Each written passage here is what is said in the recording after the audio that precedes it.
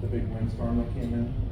But I did get a chance to photograph her 111th, 113th, 111th, 112th, and 115th birthdays. And so this is the last one I made of her, and I just love this picture. And she just she recognized me. What's that? Can you bump it up a little bit? There we go. Is that better? How's that? Thanks, sorry. So I like this because she knew who I was. She recognized me, sort of. And she knew when I was pointing the camera at her, and she just cracked this little smile, like, click. Click. And you know, she's pretty spry. She did get around. She was on a walker until she was about 114. She did get around. Alice, she got a long way to go. It's great. But it's really, everybody in Willis knows Edie, and everybody came out. They would have big parades out there. And she was a trooper for the whole thing. But those are the kind of stories that Chris and I work on. We love those kinds of human element stories. And that's why I do it. Excuse me. I do this job because I think it's something that people don't see every day in our society. Newspaper has this wonderful ability to go into people's lives for 5 or 10 minutes or a half an hour or a full day and try to tell their story. We don't do it well so often, but we do it well enough that people get what we're doing. And that's why a camera for me is so great. This is after Edie passed away, and the entire room here, everybody you see here is related to Edie. And there must have been 150 people there. They were all cousins or grandchildren or great-grandchildren, and if you know Edie, she lived her entire life in Willis, 116 years in one town. She went away to college, and then she eventually came back, and just a great person. Everybody know who this is? John LeBaron and Gay LeBaron were two real, how would you say, influences on my life. John called me in, I guess it would have been May of 1987, and said, hey, or not May 1986, and said, hey, there's an opening at the Press Democrat.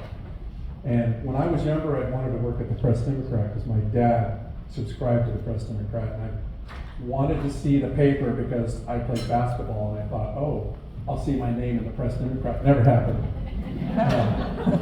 I was a bench warmer in basketball. And when I got to, when John called me, because I had his classes, he said, you might want to just send your portfolio to Timothy Baker, if anybody knows who that is. And so I sent probably 1,000 pictures of Tim through. He wanted to see more and more work. I said, dude, are you going to hire me or not? And when I got here, Gay LeBaron was working in the newsroom, and we just hit it off instantly, which just a really great picture. On the right of this picture is Susie, her daughter. And that's Mike Thompson in the background, if anybody wants to know. Got him right there. So the reason they hired me at the Press Democrat is I shot a lot of sports. I was really good at sports.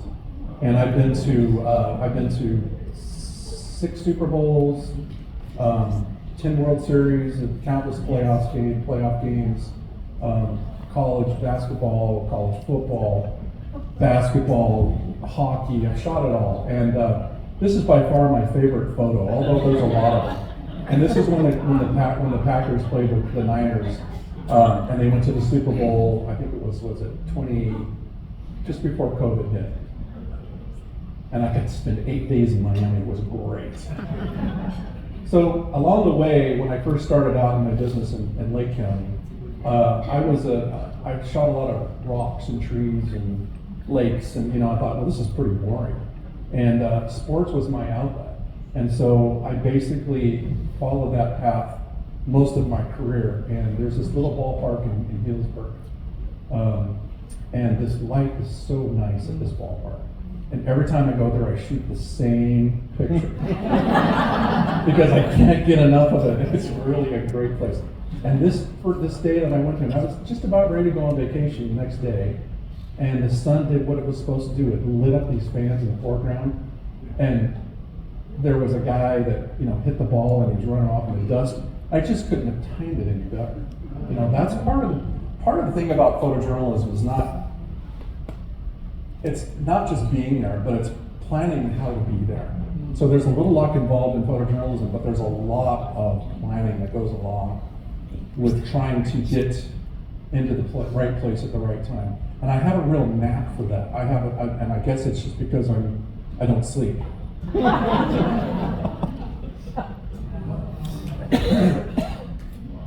I like clouds. I can't help it, and it's a weakness of mine.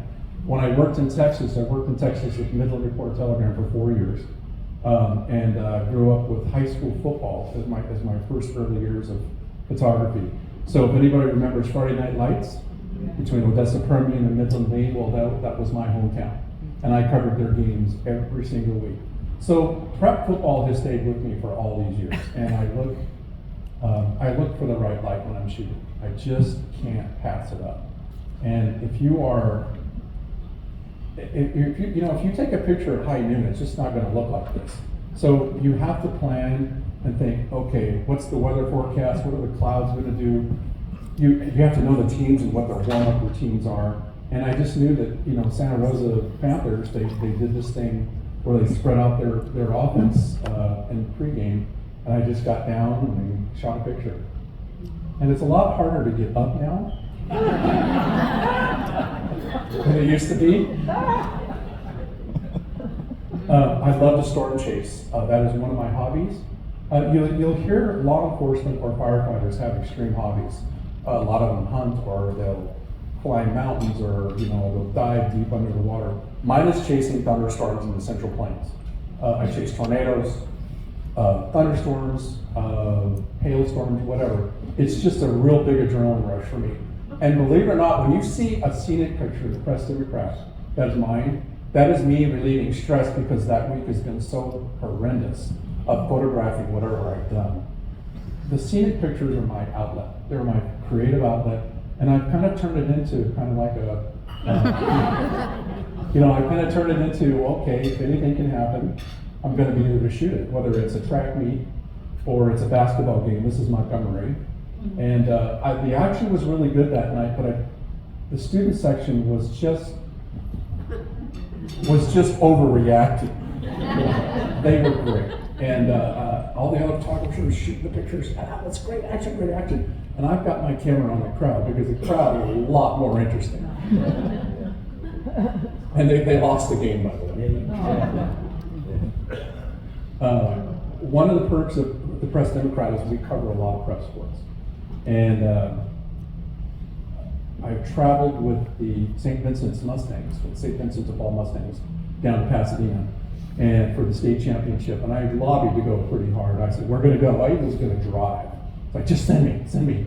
So we sent Keenan O'Doherty and myself down to Pasadena for a couple of days. And near the end of the game, so high school football now, they don't let them do the Gatorade wash, that like you see in the pros and the college now. They have to do the squirt balls. I don't know why, it's just the way it is. And I did not expect this picture, but I knew that from photographing the coach beforehand, that he was going to react in some way.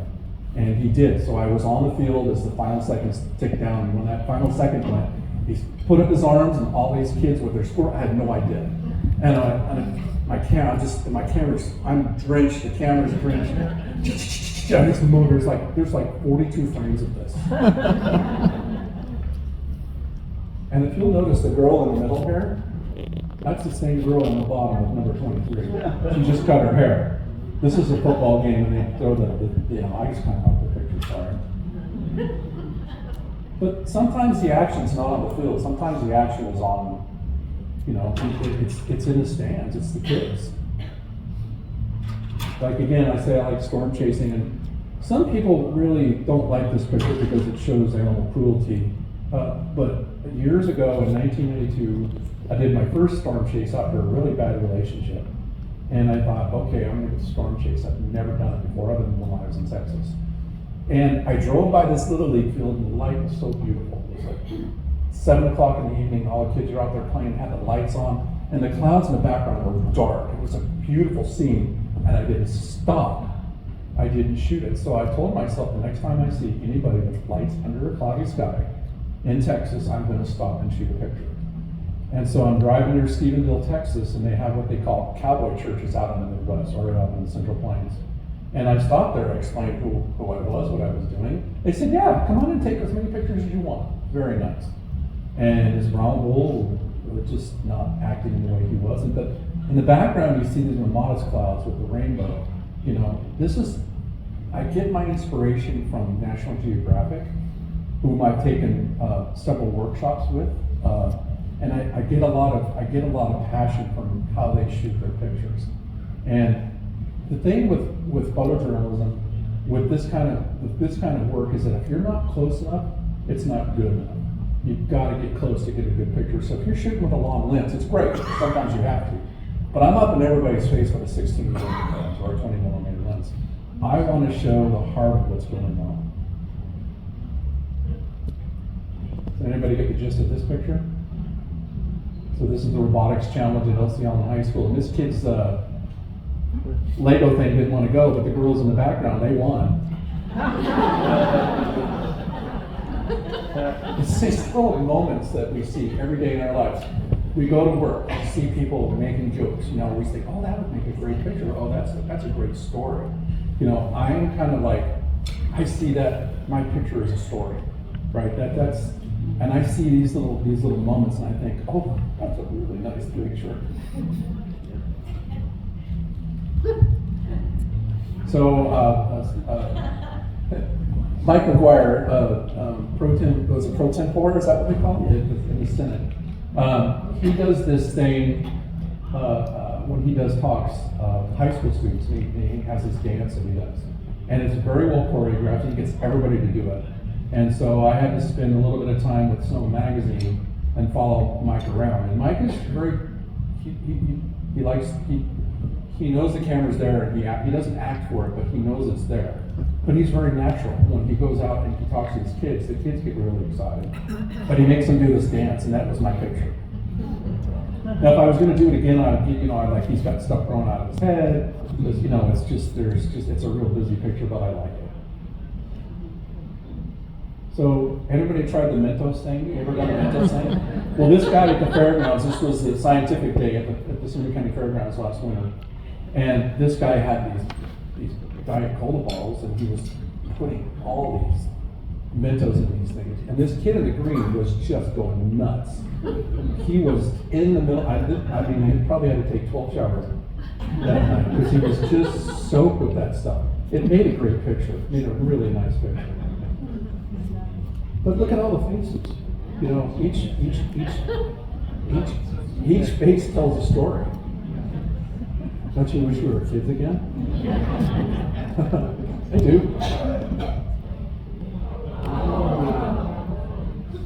So that, during the pandemic, we got used to having the car drive-bys with the Halloween.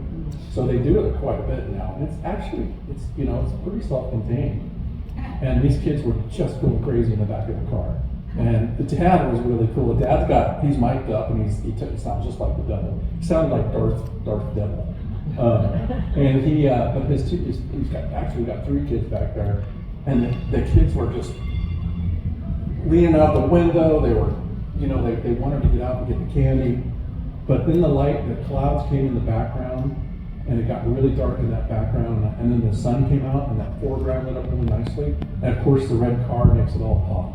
And it's not going to win any awards, but it's an image that just gets to you right away.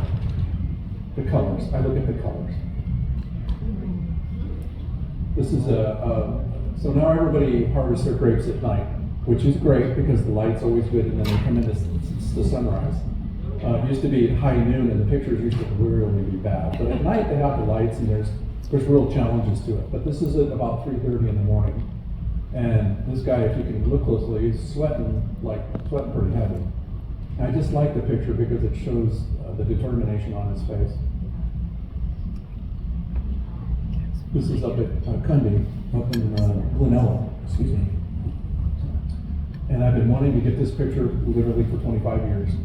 And every time I get up there, they're either done or the light is wrong, or the vines haven't turned yet. But last fall, everything lined up perfectly. I called Jeff Cundy up and I said, can I come up there and shoot your harvest? And they said, yep. And you know what? Those hills are really steep.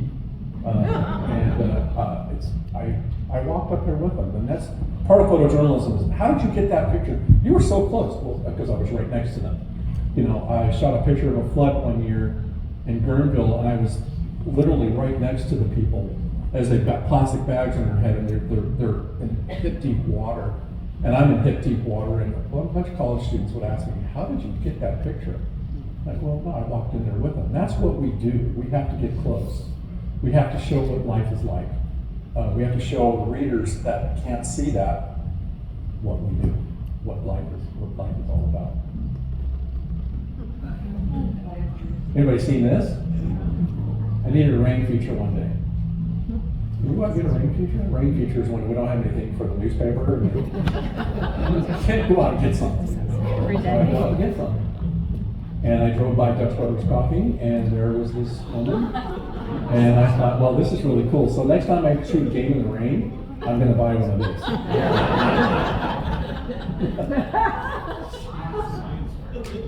It's funny. So another part of my job is to photograph some of the down stuff that we do, and it's not enjoyable, but it still needs to be reported. Now, if anybody know Carol Ellis? Yeah, this is Carol Ellis's memorial funeral, and it was a really, really special event. It was really, was uplifting, but it was also, and Chris and I both covered this, and it was very uplifting. Carol was a really nice person. We were for years, photographed her probably 50 times. You know, meant a lot to the community, and when I went into the church, everybody was open arms to me. They, you know, you can photograph wherever you want, do whatever you want.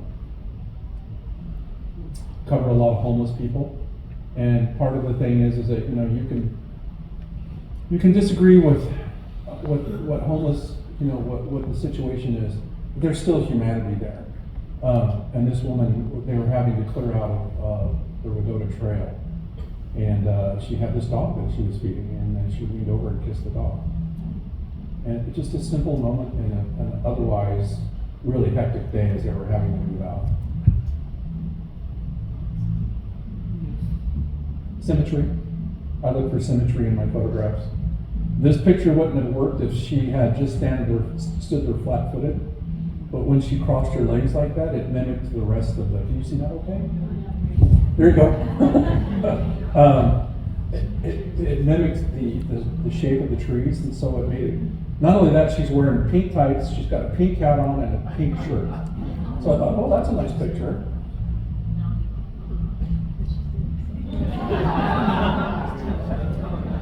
This is the world's ugliest dog contest. You know, and they're the cutest dogs ever, and you can take one of these dogs home and love it forever. But everybody always gets the picture of the dog up like this, the lady star, the guy smiling at it. I thought, maybe I should get a little closer. And I really got hacked off this year. I hate to say that, but NBC came in and just totally choreographed the entire thing. Made it so you couldn't shoot pictures. They put the table at the wrong end, and I was a little angry. And I didn't get that. Well, I didn't get mad. Brett knows I get mad. He was a lot angry. my editor, Brett Wilkinson, is there. He's like, yeah, you do. So I stuck with it, and you know, I got this picture of this dog, a little out of focus, but I still like the picture. To me, it just shows it well. Okay, so everybody knows Duncan's Landing out on the Sonoma Coast? Okay, so I've shot this picture probably 30 times in my career, and there's always cars in the picture. There's always a car there. And so I thought, the big waves, this was back in December of last year, 2023. And it was when the big storm came through. Those were 40-foot breakers out of the coast. It was a big day. Well, they shut the parking lot down out there. Everybody had to walk out there. I thought, oh my gosh, I can't believe there's no cars. And people lined up perfectly. And I was in the ice plant. People are telling me, don't walk in the ice plant. You're going to kill the ice plant. It's invasive. We're trying to get rid of the ice plant. So I'm sure I'm falling in the ice plant. There's ticks all over me, because you fall in the ice plant, there's ticks. and I get to the right, and I had to wait 15 minutes for this perfect wave. But these people did not move at all. They just stood there transfixed.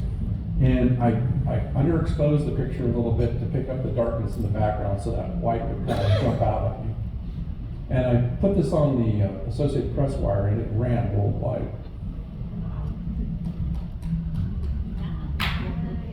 This is the Pride Parade last year. One of my more favorite events to cover because everybody loves being photographed. And I was really touched by these two women and their daughter.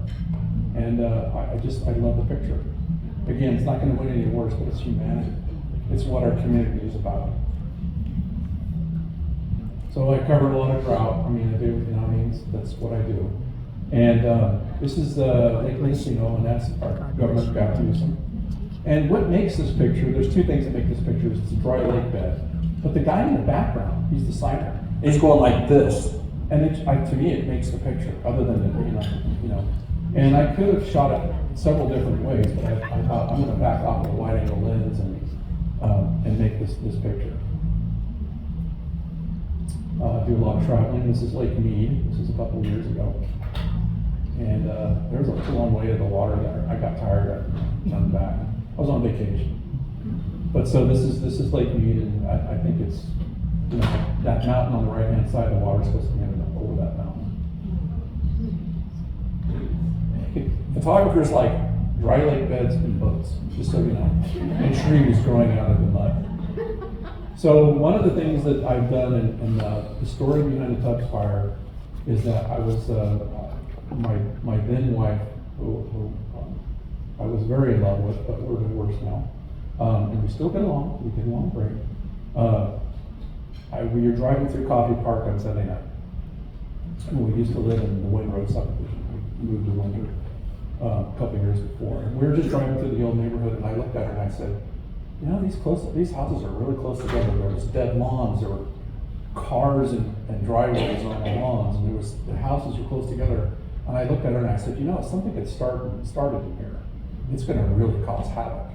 And so 2 hours later, I'm on the road up to Tubbs Lane. Actually, the fire started on Bennett Lane, but they called it Tubbs because it was the closest one. I'm actually headed to the Atlas Peak fire, which was the first one going off. And I got to the top of the hill in Calistoga there, before you start down, and I could see the glow off to my left, and I thought, oh, I'm not going to Napa, I'm going to Sonoma. I pull up on Highway 128 at Bennett Lane, and there's a firefighter, and his name is Brian Borba. He used to work for Cal Fire, works for Gold Ridge now. And he looked at me and says, this is the kind of fire that kills people. And at that moment, we both looked forward, we both looked to our right, and the fire jumped Highway 128. And you know, with all kinds of expletives were going on. It raced through that vineyard as quick as you and I are talking right now. It went that fast. And I thought to myself, oh, this is going to go to Santa Rosa. I knew it as a gut instinct. I knew it was going to happen. And unfortunately it did. And if it's triggering for some people, I apologize. This is in Coffee Park, and I'm with Martin Espinoza, who's telling me not to go into the fire. I'm like, I'm going to go into the fire, and I'm going to shoot this picture. These houses were exploding left and right. And this guy tripped over his hose, and it's kind of tripped, and he kind of got blown back because the flames were really, really intense. So as the Tubbs fire is going, I'm coming down Porter Creek, Porter Creek, right by Safari West. And the fire is jumping back and forth in front of me and behind me. So I'm out racing the fire as it's traveling, and it's traveling really fast. It was everywhere. And I got to Safari West, and Steve Baxman from Monorail Fire was there. And he said, hey, you want to go down in this canyon with me and rescue these people?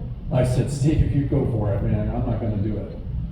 Well, he went down there. He rescued 4 people out of there, but a tree also fell on his truck, broke his hand, broke his windshield. They got trapped in there. They had to cut their way out of there, and I would have probably been in there with them and may not have gotten out. So this is the State Bird is our tanker, and this is the 747 that used to fly around. And this is in my home county of Lake County in Scotts Valley.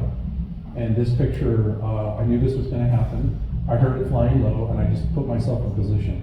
And it turns out I know the people that own the house, because I used to work with their son at the fair shed in Lincoln. And so they let me have free run of the place. And when this thing went over, okay, so here's the great thing about this picture. This ran 2 columns in the paper the next day. 2 columns, not 6 columns, 2 columns. I was upset.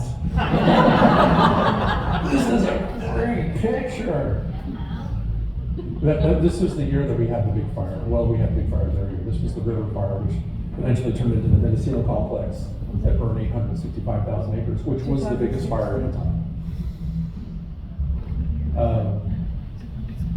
I know it's getting late. I apologize. There's just a few more. This is the Hennessy fire in Spanish Flat at Lake Berryessa, and we got a little close to the flames here. We were surrounded here. These trucks are 12 feet tall. So look at those flames. They're a good probably 60 feet, 70 feet, and it was exploding around. It happened so fast. So the only way to get it, we had to get out of it. I followed a battalion chief out of the fire. The fire was laying down over the road, and I got out. Well, my truck quit. What the heck was going on? Well, the truck caught on fire from underneath. It sucked the embers into the truck, into the air conditioning system. It was on fire. And I parked the car, and all the photographers pull up. Hey, that was amazing. We all got out of there, and we didn't get hurt. And I'm throwing stuff out of my truck because my truck is on fire, and I don't have a fire extinguisher. And oh yeah, I have a fire extinguisher now. And so Shell Vista Fire Department comes along, and they see that my truck is on fire, and I put the fire out. But that was the end of my day that day. And that was a close call. That's probably the closest I've come to that. And Brett was taking our phone calls that day. Chris Chung and I were both out there. He got trapped on the other side, but the fire came down on us probably within, I'd say, 4 to 5 minutes. We were trapped. All of us were trapped. I did the Calder fire up in Tahoe. I just told the editor I was going to go up there. I covered a 49ers game the day before.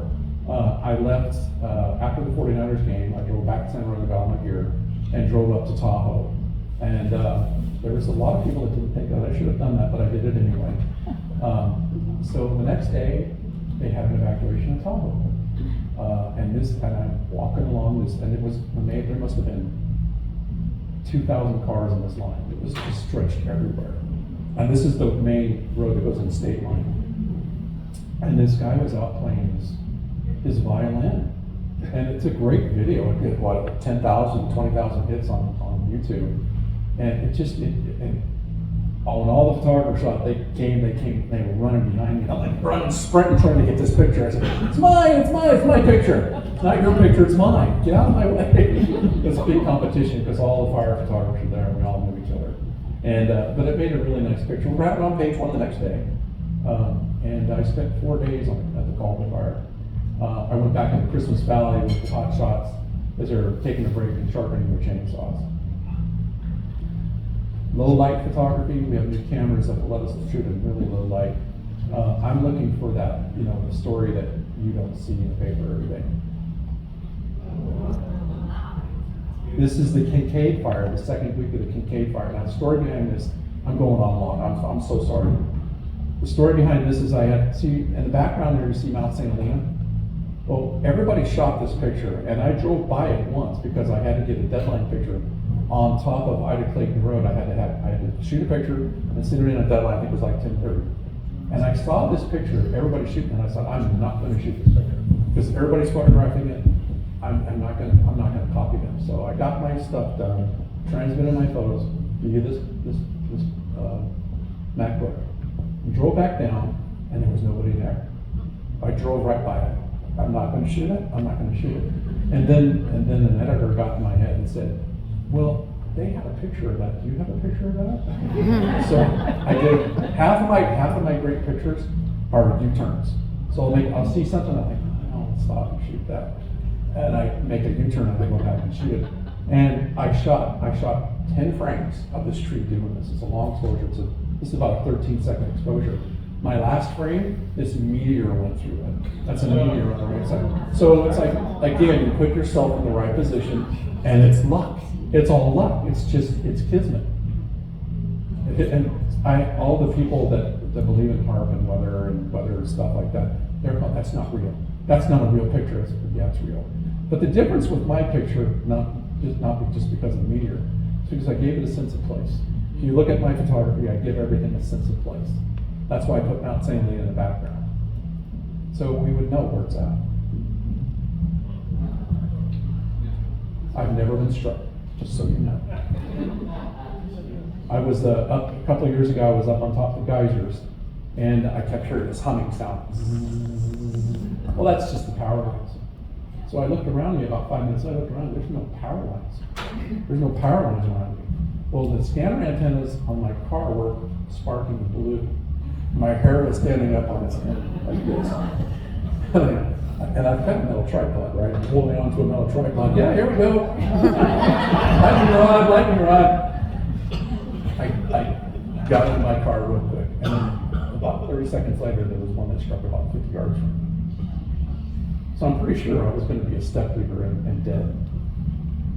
So like I said, I shoot storms. This is a storm last year in Stratford, Texas.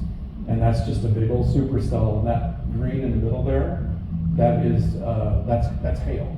So it's translucent, so it reflects off the sky, the sun in the sky, and it's really fun to do this. If you ever get a chance to do it safely. It's a lot of fun. It's wild. And this is a wall cloud that's trying to drop a tornado.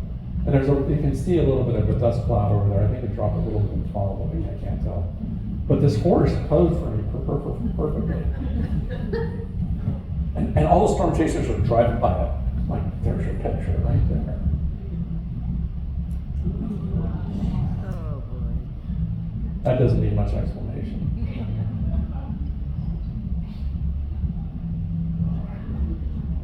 I'm really in love with clouds. If you can't tell, you see my photography, that's what I do. If anybody's seen Twister, have you seen Twister?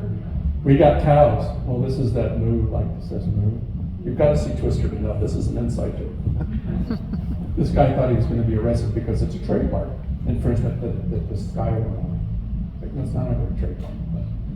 So kids from all over the country come out. They're college students, and these are kids from University of Indiana, and they're out there having a hail fight. And the hail's hard. It hurts when it hits you. I like the fact that this shelf cloud came over, and this guy kept plowing his cotton field under. And it's just life goes on. For them, it's not, for us, it's incredible. To them, it's like, oh, another thunderstorm. So those little dots on the bottom, those are windmills. Those are those big wind turbines. So look at the size of those dots, and then look at the size of the thunderstorm. That thing's reaching up there probably 45,000 feet. It's just amazing. So I have a friend that lives in Texas. I used to work with him in Texas at the Midland Report Telegram. He was a punk rocker, but he was a really good photographer. And we struck it off. He kind of gave me my start at the Report Telegram in Midland. Well, he owns a ranch near Lampasas, Texas, and it was right in the middle of the eclipse. And we've been planning this for 2 years. So the weather forecast was really iffy. I was even kind of thinking, am I going to go? I'm not going to go. I decided because his father was really sick, and he put this whole thing together, and everybody bailed on him.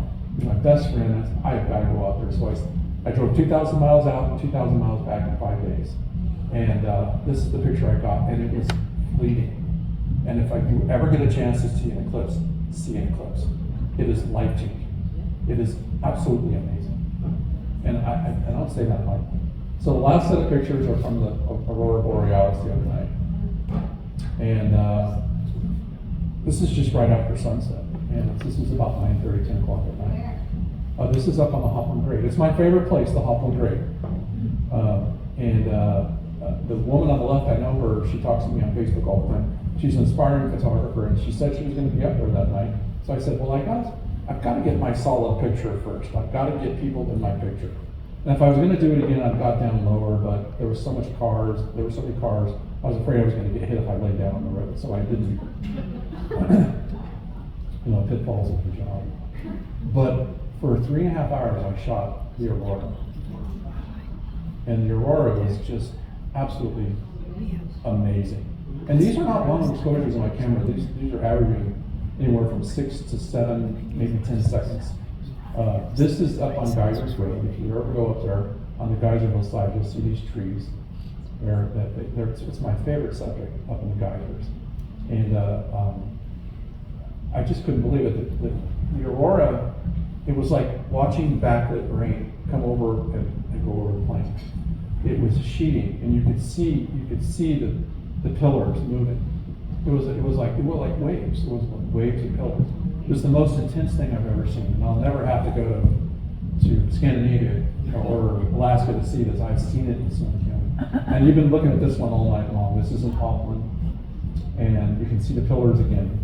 And it's just, got to put the vineyards in there because the editors want those vineyards. Sorry. Sorry, Brett. But it is good. It made a good foreground. Cars kept coming by and they would leave their lights on, and I was yelling at them, turn off your lights, turn off your lights. And then I realized that I shouldn't have them turn off their lights because it made the one picture where a guy kept his lights on. And that's it for me.